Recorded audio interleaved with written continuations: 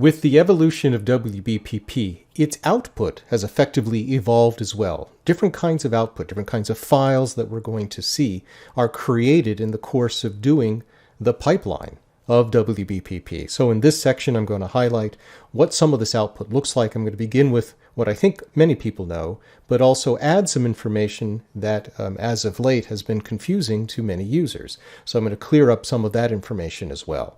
Now, the output, of course, is determined by the steps that we configure WBPP to do. We don't have to do them all. So we'll look here, for example, at the lights, and you can see that I have configured this or scheduled this to do subframe weighting, image registration. It'll do the astrometric solution, of course, local normalization, and then finally image integration. This is effectively the order, roughly, and we can see the true order if we come over here and we look at the pipeline. These are the actual steps that are going to take place. Now, it looks kind of voluminous here because this is a monochrome camera, so we're looking at all of the different steps multiplied by the number of filters that are in play here.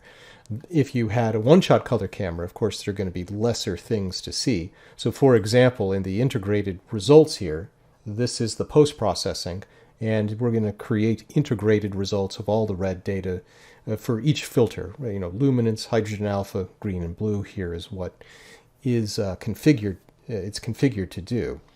So these are the steps, and you really should look closely at this pipeline because this is exactly what's going to be done. One of the things I want to point out is that you'll notice here it does first it does the integration to create the masters for calibration data like darks and flats and so on.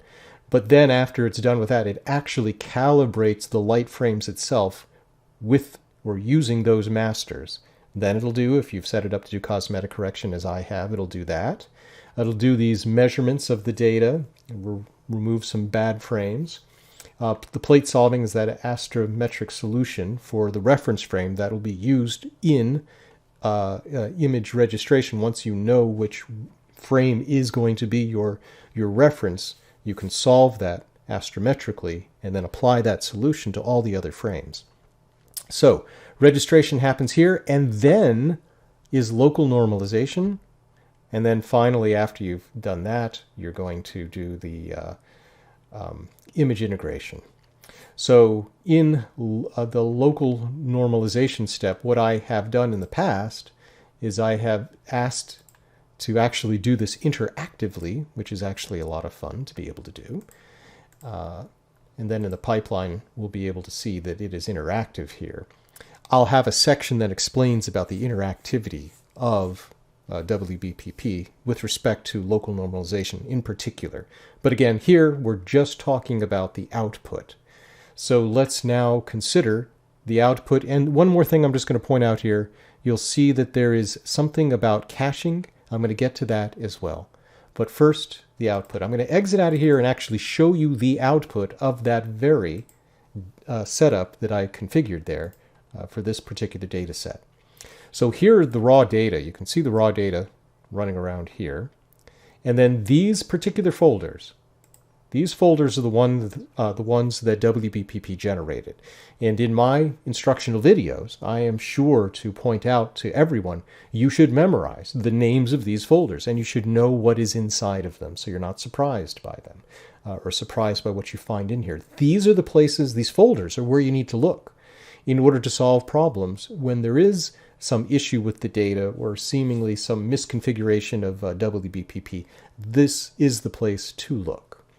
So first of all, of course, we're going to calibrate the data, and inside of that folder we'll have calibrated data from the masters, as I pointed out in the pipeline. The master calibration data is used to calibrate light frames, so light frames are in here. Let me show you the next one down because it's more interesting. The cosmetic correction of the data will find data here, and I have multiple folders because I have multiple filters. If you're using a one-shot color camera and you're not separating the channels, you'll just have a single folder. But here are the luminance frames. You'll notice that there is a suffix applied to the names of these files, which the naming scheme is, of course, unique to WBPP, so you want to be familiar with the naming scheme. But the suffix is the most important part here, where we have an underscore C that stands for calibrated, and then followed by underscore CC, because that is the next step, as I pointed out. That's the cosmetic correction. So the file name is giving us a legacy, a history of what has happened to this particular data, in addition to everything else that's being signaled here to us. Then, after cosmetic correction, we get to the alignment stage. And when images are registered, there's all kinds of data that will be produced. So let me go into the registered image, one of these folders. I'll just look in the luminance here. And you'll see that if we look at the data, ignore that folder, I'll explain that in a moment. We have the data here. Now we have a C underscore CC and then underscore R. And these are the images. These are the actual aligned images. WBPP would have determined a reference frame. One of these, probably one of these luminance, is the reference frame, and then aligned all the other images to it. But this is not all that is in this directory. Right now, I just have open files. That's what I just did in PixInsight. And it's only going to show me things that you can directly open, like images. But if I do star.star, and I actually display all of the files in this directory, notice that there is more stuff. We have three things, actually, for every image. We have the image data itself. That's the XISF file. Then we have the XNML data, because this is generated in the next step. After you've registered the images, that becomes the input for, I asked it to do local normalization. So that's the input for the normalization part of the pipeline, of the workflow of WBPP. That generates a small file. And these files contain information about the scaling and the weighting and all of that, the normalization of the data that we're working on. There's also another file. This is automatically generated. Even if we don't use it, it's tiny. Notice that it's a very small file. But if we're doing drizzle integration, we need to generate this drizzle data, and the alignment of the images is necessary to know in order to do drizzling. Of course, drizzling doesn't interpolate the values, but it needs to know the shifts, the transformations between the images. So that's where this data is first created here, is this drizzle data. So we have these different kinds of data files, and now I can explain this folder.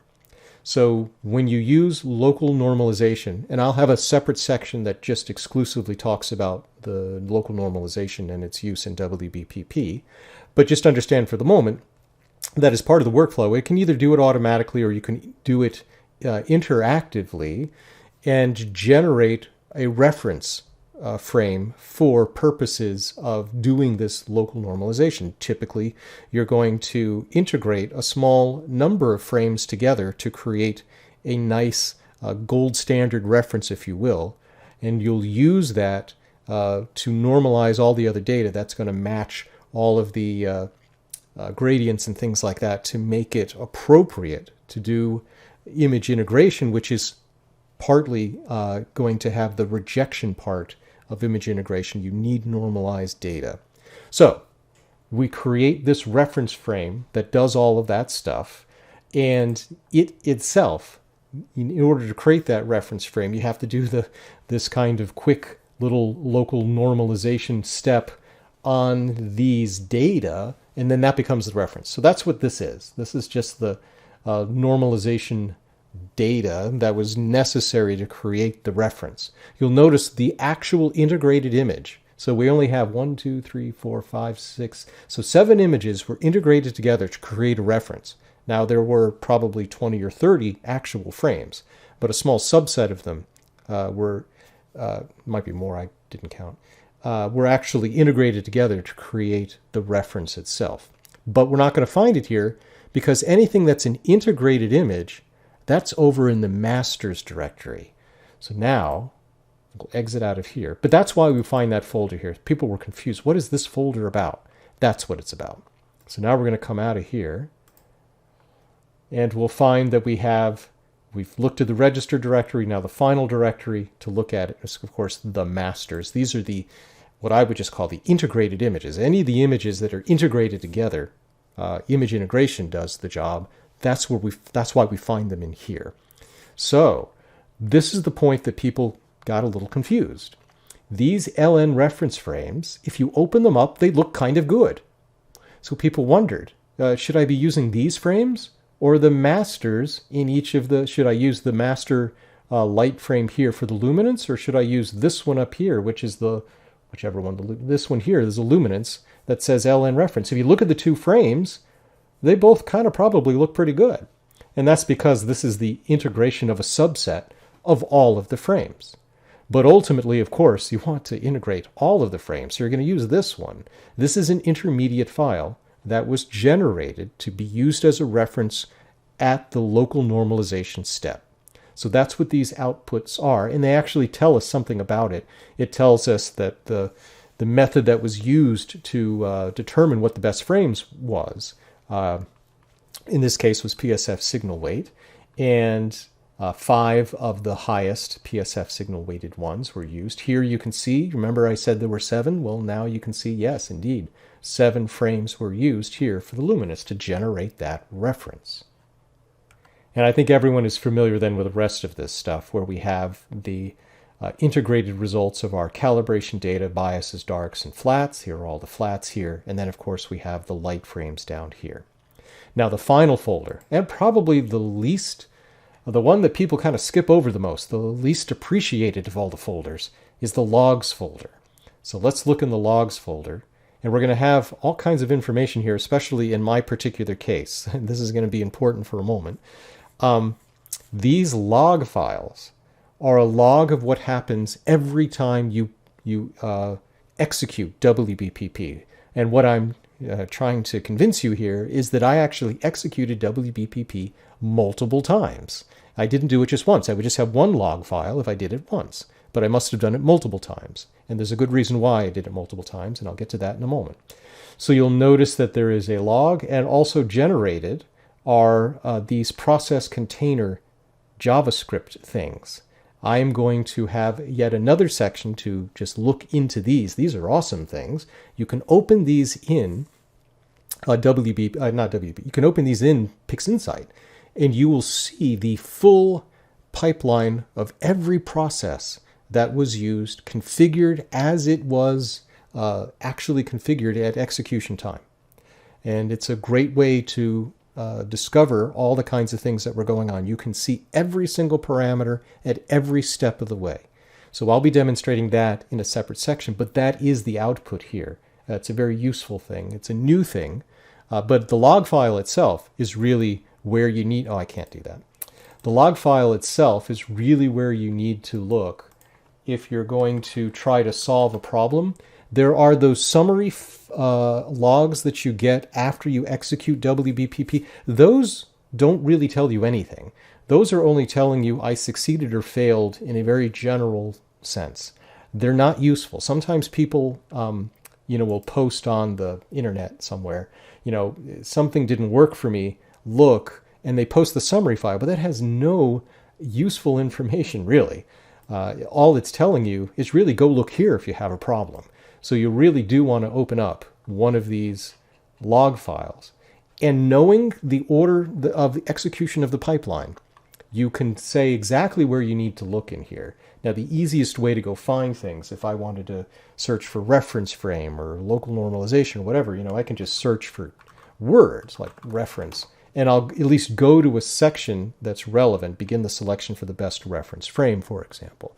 But it's in this log file that we're going to find where there might be issues. And if you have a question you want to post online to people, copy the relevant part or make available the whole log file to help in terms of troubleshooting what in the world might be going on. Now, the final thing I'd like to talk about in terms of the output and how to take advantage of WBPP does deal with this fact that I've run it multiple times. So let me load the WBPP here again.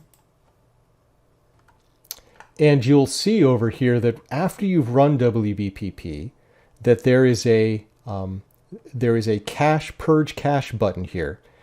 If this has something in it, it says 1.66 megabytes.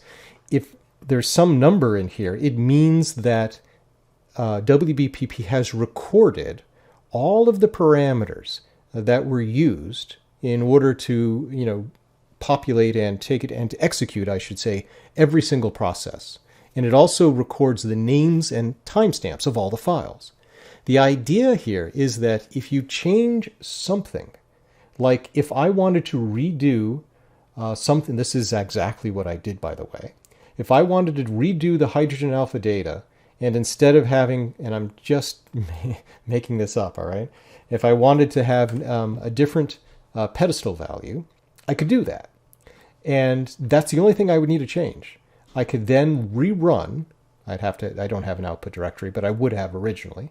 I can just rerun WBPP here, and the only thing that it's going to do again is anything that deals with that change with respect to this particular data, because that's the only thing I did change. So it's not going to redo anything else, of course. Any of these other files, everything else will stay the same.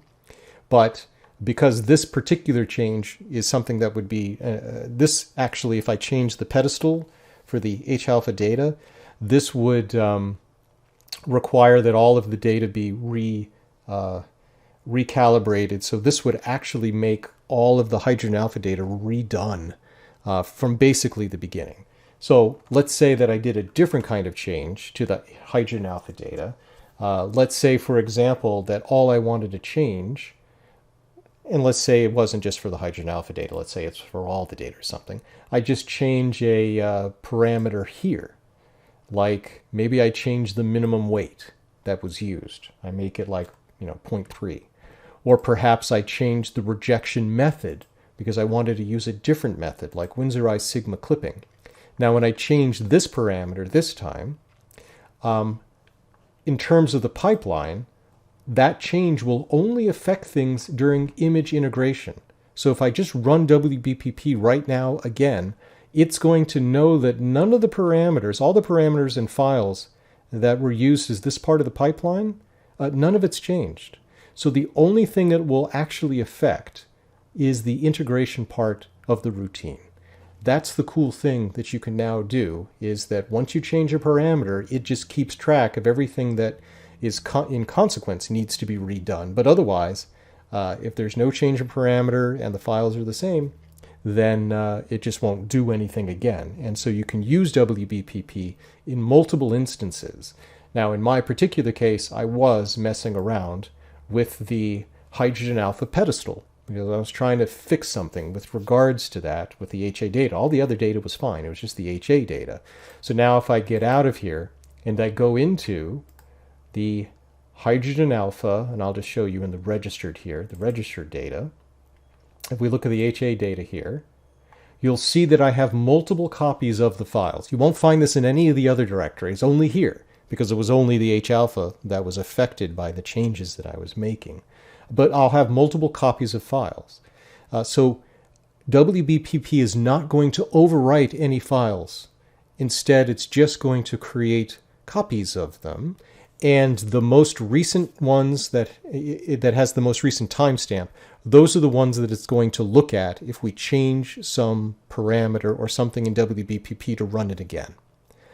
So that's the key. You'll have multiple files that are created anytime you make a change and you rerun WBPP. So don't be surprised. You'll have a trouble with tribbles if you keep running WBPP over and over. You're going to get this explosion of more and more files. So you want to manage that. You may want to remove the ones that are no longer relevant to you. Easy enough to do. If we were just to sort these by date modified, we can just look at the most recent set and then just remove everything that was older than a certain timestamp, right? So that's easy enough to do. And of course, the final thing to understand is that if I wanted to run WBPP and not look at the parameters to see if something has been done or not, what you need to do, if you just want to have it run it again completely from scratch, but you don't want to reconfigure anything here, right? You just want to run it again. You've changed some parameters, but you want everything to run again. I guess that's what I'm trying to say, is you will just purge the cache here, and then it won't know about any files and parameters to look at. It's just going to run it again. Now, if you don't change the output directory, it'll make new files, new copies of files in the same places that the other ones were located. Of course, if you just put a new directory, then it'll put all the files in a brand new place. So that's it. This is the output that you're going to want to consider, you want to understand when you're using WBPP. And now there's this additional feature of taking advantage of the caching that WBPP does to know whether it has done a process with all of its parameters in place or something has changed, and so it'll just redo it. I hope you enjoyed this very brief lesson on this, and use this information to your advantage when you're using WBPP.